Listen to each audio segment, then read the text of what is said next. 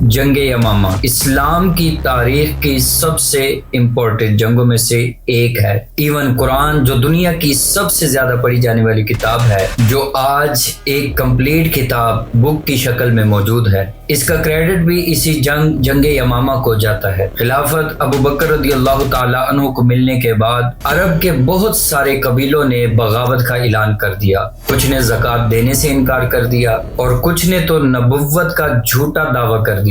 جن میں سب سے زیادہ طاقتور اور باغی اور جھوٹا مسیلمہ کذاب تھا۔ ابو بکر رضی اللہ تعالی عنہ عرب کے سارے باغیوں سے لڑنے کے لیے مسلمانوں کی فوج کو 11 حصوں میں ڈیوائیڈ کیا، جس کے بعد خالد بن ولید رضی اللہ تعالی عنہ ان باغیوں کو کرش کرتے گئے، آخر ساروں کو ختم کر کے یمامہ مسیلمہ کذاب کی فوج کے پاس پہنچے۔ مسلمانوں کی باقی ساری فوجیں عرب کی ساری بغاوتوں کو ختم کر کے اب صرف اس جنگ یمامہ کی طرف دیکھ رہے تھے، کیونکہ اسی جنگ نے مسلمانوں کا فیوچر ڈیسائیڈ کرنا تھا۔ خالد بن ولید مسلمانوں کی 1300 فوج لے کر یمامہ کے میدان میں پہنچے، جہاں سامنے مسیلمہ کی 40,000 کی فوج ان کا انتظار کر رہی تھی۔ تو جیسے ہی یہ جنگ شروع ہوئی، مسلمانوں نے ایک منٹ، یہ مسیلمہ آخر تھا کون جس نے اتنی تیزی سے اتنی آسانی سے عرب کی سب سے بڑی فوج 40,000 کی فوج جمع کر لی تھی؟ مسیلمہ کا تعلق نجد مطلب ایسٹرن سعودی عربیہ کے سب سے رچ خاندان سے تھا، اور بچپن سے ہی اس نے اپنی ساری ایجوکیشن رومن امپائر کے شہر ڈومیسکس دمشق کے سب سے بڑے اسکالرز کے ساتھ حاصل کی، جس کے بعد وہ واپس اپنے قبیلے یعنی بنو حنیفہ آیا، جو اس وقت عرب کے سب سے اسٹرانگ قبیلوں میں سے تھا، اور ایون آج بھی یہ قبیلہ عرب کا سب سے اسٹرانگ قبیلہ ہے، کیونکہ سارے سعودی بادشاہ عبدالعزیز سے لے کر محمد بن سلمان تک سب کا تعلق اسی بنو حنیفہ قبیلے سے ہے۔ جب مسیلمہ کذاب شام سے واپس اپنے قبیلے آیا تو بہت جلدی ہی اس کے قبیلے والوں نے اسے اپنے سرداروں میں سے ایک بنا دیا، کیونکہ یہ ایسے تھا کہ آج کوئی ہارورڈ یا آکسفورڈ سے تعلیم حاصل کر کے اپنے چھوٹے سے گاؤں میں واپس آئے۔ مسیلمہ اپنے علم اور ٹیلنٹس کی وجہ سے اپنے قبیلے میں بہت زیادہ مشہور ہو گیا، لیکن جب مسیلمہ نجد میں اپنے قبیلے کو لیڈ کر رہا تھا،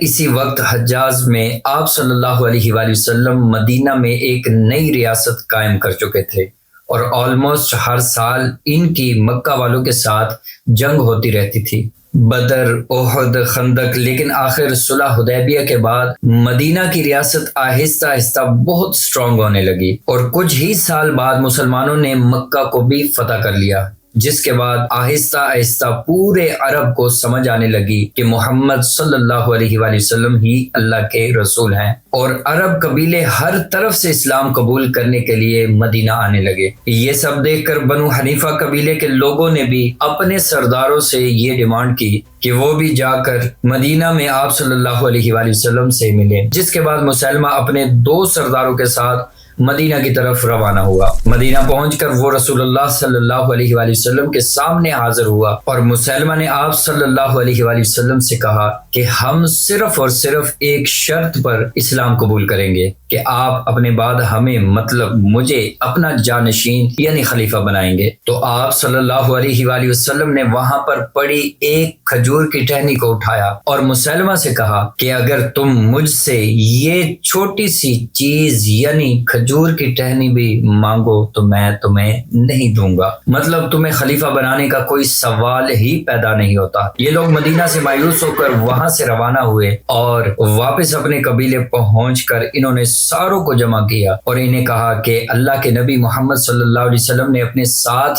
مسیلمہ کو بھی اللہ کا رسول بنا دیا ہے۔ کچھ لوگ یہ سن کر بہت زیادہ خوش ہوئے، لیکن کچھ لوگ پھر بھی کنفیوژن میں تھے۔ لیکن جب مدینہ میں مسلمانوں کو اس بات کا پتہ چلا، انہوں نے اسی بنو حنیفہ میں سے ایک بندے کو ان کی طرف روانہ کیا تاکہ وہ جا کر انہیں حقیقت بتا سکے۔ جیسے ہی وہ شخص اپنے قبیلے کے درمیان پہنچا، اس نے کہا کہ مجھے اللہ کے رسول محمد صلی اللہ علیہ وآلہ وسلم نے بھیجا ہے، جس کے بعد سارے لوگ اس کے ارد گرد جمع ہونا شروع ہو گئے اور اس کی بات کو غور سے سننے لگے۔ اس نے کہا کہ مجھے مدینہ سے اس لیے بھیجا گیا ہے تاکہ میں تم سب کو بتا سکوں کہ یہ جو مسیلمہ ہے نا، اور یہ جو کچھ بھی کہہ رہا ہے، یہ بالکل سچ کہہ رہا ہے، جس پر اس قبیلے کے لوگوں کو یہ بات کنفرم ہو گئی اور وہ سارے مسلمہ کو اپنا پیغمبر ماننے لگے۔ اس سے پہلے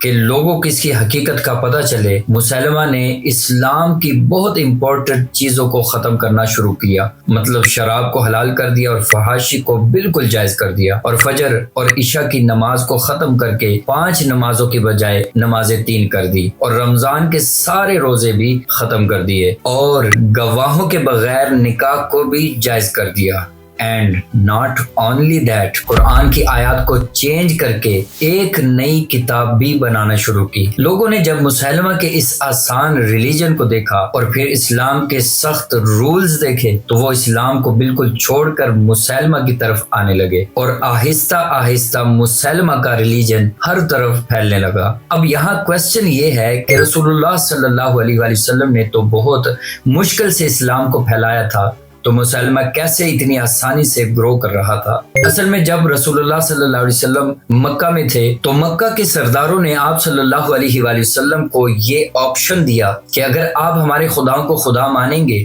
تو ہم بھی آپ کے خدا کو خدا مان لیں گے اور آپ کو اپنا لیڈر اور بادشاہ بنا دیں گے، جس پر آپ صلی اللہ علیہ وآلہ وسلم نے ارشاد فرمایا تھا کہ اگر آپ میرے ایک ہاتھ پر سورج اور دوسرے ہاتھ پر چاند بھی رکھ دو تو تمہارے بتوں کو میں پھر بھی ایکسیپٹ نہیں کروں گا۔ جس کے بعد مکہ والوں نے مسلمانوں پر بہت سخت ظلم شروع کیے، لیکن مسلمہ اس کے بالکل اپوزٹ گیا اور عرب کے ہر قبیلے کے خداؤں کو ایکسیپٹ کرنے لگا اور عرب کے سارے الٹے پھلٹے رواجوں کو بھی ایکسیپٹ کرنے لگا، جس کی وجہ سے یہ قبیلے بھی مسلمہ کو بہت آسانی سے قبول کرنے لگے،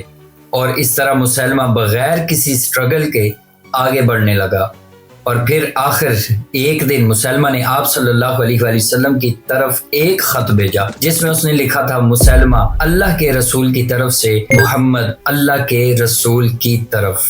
اب ہم اس کام میں ایک دوسرے کے ساتھ شریک ہیں، آدھی دنیا آپ کی اور آدھی دنیا میری۔ جس کے بعد آپ صلی اللہ علیہ وآلہ وسلم نے اسے جواب دیا کہ محمد اللہ کے رسول کی طرف سے، مسلمہ کذاب کی طرف، مطلب مسلمہ بہت بڑے جھوٹے کی طرف۔ مسلمہ نے اپنے لیٹر میں کہا تھا کہ آدھی دنیا آپ کی اور آدھی دنیا میری، جس پر آپ صلی اللہ علیہ وآلہ وسلم نے اسے جواب دیا کہ دنیا نہ میری ہے نہ تمہاری، بلکہ ساری دنیا صرف اللہ تبارک و تعالیٰ کی ہے، اور وہ جسے چاہے اسے عطا کرے۔ آپ صلی اللہ علیہ وآلہ وسلم کی زندگی میں تو مسلمہ کی اتنی جرأت کبھی نہیں ہوئی کہ وہ بغاوت کا اعلان کرے، لیکن آپ صلی اللہ علیہ وآلہ وسلم کے وصال کے فوراً بعد مسلمہ نے ابو بکر رضی اللہ تعالیٰ عنہ کی خلافت سے بغاوت کا اعلان کر دیا، جس کے بعد ابو بکر رضی اللہ تعالیٰ عنہ نے مسلمانوں کی 11 فوجیں بنائی، جن میں سے ایک کو انہوں نے مسلمہ کی طرف بھیجا اور انہیں کلیئر آرڈر دے دیے کہ صرف مسلمہ کی فوج کو روکنا ہے، ان پر حملہ نہیں کرنا۔ لیکن اس فوج کے کمانڈر اکرمہ رضی اللہ تعالیٰ عنہ نے مسلمہ پر حملہ کر دیا اور وہ جنگ ہار گئے، جس کے بعد ابو بکر رضی اللہ تعالیٰ عنہ نے مسلمہ کی طرف دوسری فوج کو بھیجا اور انہیں بھی وہی آرڈر دیے کہ مسلمہ پر حملہ نہیں کرنا، لیکن اس فوج نے بھی مسلمہ پر حملہ کر دیا اور وہ بھی یہ جنگ ہار گئے۔ تو اب فائنلی ابو بکر رضی اللہ تعالیٰ عنہ نے خالد بن ولید کو حکم بھیجا کہ وہ اپنی ساری فوج لے کر مسلمہ کذاب سے لڑنے کے لیے جائے and once and for all مسلمہ کو ختم کر دے۔ خالد بن ولید مسلمانوں کی 13,000 فوج لے کر مسلمہ کذاب کے پاس یمامہ پہنچے، جہاں ان کی 40,000 کی فوج سامنے کھڑی تھی۔ پہلے مسلمہ کی فوج سے لوگوں نے سامنے آ کر مسلمانوں کو چیلنج کیا، جس پر حضرت عمر رضی اللہ تعالیٰ عنہ کے بھائی زید رضی اللہ تعالیٰ عنہ اور باقی صحابہ کرام نے انہیں ختم کر دیا، اور اسی کے ساتھ دونوں فوجوں نے ایک دوسرے پر حملہ کر دیا۔ پہلے تو دونوں فوجوں کی لڑائی بہت سخت، لیکن چونکہ مسلمہ کی فوج بہت زیادہ ہونے کی وجہ سے آہستہ آہستہ بہت سارے مسلمان چونکہ شہید ہونے لگے اور مسلمانوں کی یہ فوج پیچھے ہٹنے لگی، اور آخر مسلمانوں کی فوج کو پیچھے دھکیلتے دھکیلتے مسلمہ کی فوج اتنی آگے آ گئی وہ مسلمانوں کے کیمپس تک پہنچ گئے، جہاں مسلمانوں کی عورتیں، ایون خالد بن ولید کی بیوی بھی انہی کیمپس میں موجود تھی۔ ایسا لگ رہا تھا کہ کلیئرلی مسلمان اب ہار جائیں گے اور جنگ چھوڑ کے بھاگ جائیں گے اور مسلمہ یہ جنگ جیت جائے گا۔ خالد بن ولید رضی اللہ تعالیٰ عنہ کو اس بات کا پتہ تھا کہ اگر آج یہ جنگ مسلمان ہار گئے تو مسلمہ کی یہ فوج سیدھا مدینہ منورہ پر حملہ کرے گی، اور جب کوئی بھی آپشن نہیں تھا تو خالد بن ولید، حضرت زید بن خطاب اور کچھ صحابہ اکرام مسلمانوں کی فوج کو چھوڑ کر دشمنوں کی طرف آگے بڑھنے لگے اور آہستہ آہستہ سارے دشمنوں کو کرش کرنے لگے۔ مسلمانوں کی فوج نے جب اپنے لیڈر خالد بن ولید اور باقی صحابہ اکرام کی بہادری کو دیکھا تو ان کے حوصلے بلند ہونے لگے اور وہ آہستہ آہستہ جنگ میں واپس آنے لگے، اور کچھ ہی دیر میں مسلمانوں کی ساری فوج نے مسلمہ کی فوج پر اتنا سخت حملہ کیا کہ وہ جنگ چھوڑ کر پیچھے بھاگنے لگے اور بھاگ بھاگ کر آخر ایک باغ میں پہنچے جو چاروں طرف سے دیواروں میں کورڈ تھا، اور وہاں مسلمہ اور اس کی ساری فوج نے دروازے بند کر کے اپنے آپ کو سیکیور کر لیا۔ اس جنگ کو، جنگ یمامہ کو لوگ ہمیشہ جنگ حنین سے کمپیئر کرتے ہیں کہ جب مسلمانوں کی فوج جنگ حنین میں جنگ سے آہستہ آہستہ پیچھے ہٹ رہی تھی تو رسول اللہ صلی اللہ علیہ وآلہ وسلم مسلمانوں کو چھوڑ کر اکیلے دشمنوں کی طرف بڑھے تھے اور اس دن لیڈرشپ کی عظیم مثال قائم کی تھی۔ مسلمہ کی فوج جب اپنے قلعے کے اندر سیکیور ہوئی تو بہت کوشش کے بعد بھی مسلمان اندر گھس نہیں سکتے تھے، تو آخر ایک صحابی برہ بن مالک نے آفر دی کہ مجھے کسی طرح مسلمان دیوار کے اس طرف پھینک دیں تو میں جا کر مسلمانوں کے لیے دروازہ کھول دوں گا، لیکن خالد بن ولید اور باقی سارے مسلمانوں نے یہ کرنے سے بالکل انکار کر دیا کیونکہ یہ بالکل موت کے منہ میں جانے والی بات تھی۔ لیکن برہ بن مالک کی بہت زیادہ اصرار کرنے پر مسلمانوں نے کسی طرح انہیں دیوار کے اس سائیڈ پر پہنچا دیا اور انہوں نے بہت بہادری سے آخر کار دروازہ کھول دیا، جس کے بعد مسلمان اندر داخل ہوئے اور بہت تیزی سے مسلمہ کی فوج کو کرش کرنے لگے۔ یہ سب دیکھ کر مسلمہ بھی جنگ سے بھاگنے لگا، لیکن مسلمانوں کی فوج میں ایک صحابی رسول ایسے تھے جو اس جنگ میں صرف اس لیے آئے تھے کہ وہ کسی نہ کسی طرح مسلمہ کو مار سکے، حضرت وحشی رضی اللہ تعالی عنہ، کیونکہ اس سے بہت سال پہلے جنگ احد میں حضرت ابو سفیان رضی اللہ تعالی عنہ کی بیوی ہندا کے کہنے پر وحشی نے آپ صلی اللہ علیہ وآلہ وسلم کے چچا حضرت حمزہ کو شہید کر دیا تھا، لیکن اتنے سخت دکھ کے بعد بھی آپ صلی اللہ علیہ وآلہ وسلم نے مکہ فتح کرنے کے بعد وحشی کو معاف کر دیا، لیکن انہیں یہ کہا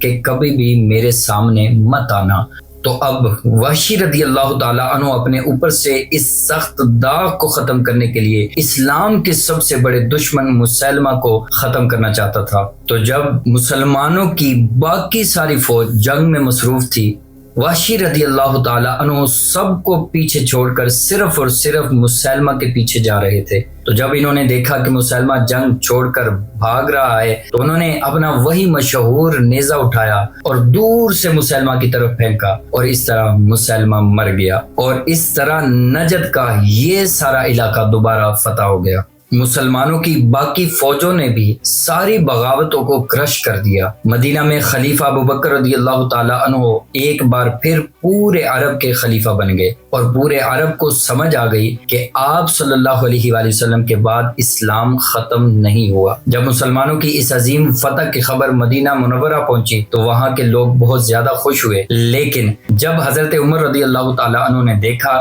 کہ اس جنگ میں 700 صحابی ایسے شہید ہیں کہ جو حافظ قرآن تھے، انہوں نے سوچا کہ اگر آہستہ آہستہ ایسے ہی حافظ قرآن شہید ہوتے گئے تو ایک دن کہیں ایسا نہ ہو کہ مسلمان قرآن کی سیکوینس کے بارے میں بھی اختلاف میں پڑ جائیں اور بہت سارے فرقوں میں ڈیوائیڈ ہو جائیں، کیونکہ اس وقت قرآن چھوٹے چھوٹے حصوں میں کہیں کہیں پر لکھا ہوا تھا اور ایسے کمپلیٹ جس طرح آج ہم پڑھتے ہیں اس طرح موجود نہیں تھا۔ تو انہوں نے جا کر ابوبکر رضی اللہ تعالی عنہ کو کنونس کیا کہ ہمیں قرآن کو صحیح سیکوینس کے ساتھ لکھنا چاہیے تاکہ مسلمان قرآن کی وجہ سے فرقوں میں نہ بڑھ سکے، اور اس طرح ابوبکر رضی اللہ تعالی عنہ نے قرآن کو صحیح سیکوینس کے ساتھ ایک کتاب کی شکل میں لکھنے کا حکم دیا۔ یہ جنگ ختم ختم ہوئی لیکن اس کے اثرات رہتی دنیا تک باقی رہے۔ مسیلمہ کذاب کو مار دیا گیا، اس کا جھوٹا مذہب ختم ہو گیا اور مسلمانوں نے پورے عرب پر مکمل کنٹرول حاصل کر لیا۔ لیکن سب سے بڑی جیت یہ تھی کہ اس جنگ کے بعد قرآن کو پہلی مرتبہ کتاب کی شکل میں محفوظ کیا گیا۔ اگر یہ جنگ نہ ہوتی، اگر حضرت عمر ابن خطاب قرآن کو جمع کرنے کا مشورہ نہ دیتے اور اگر ابو بکر رضی اللہ تعالی عنہ اس پر عمل نہ کرتے تو شاید قرآن اس ترتیب سے نہ ہوتا جس ترتیب میں ہم اسے پڑھتے ہیں۔ یہ تھی جنگ یمامہ کی کہانی، ایک ایسی جنگ جس نے اسلام کے مستقبل کو بچایا۔ سبسکرائب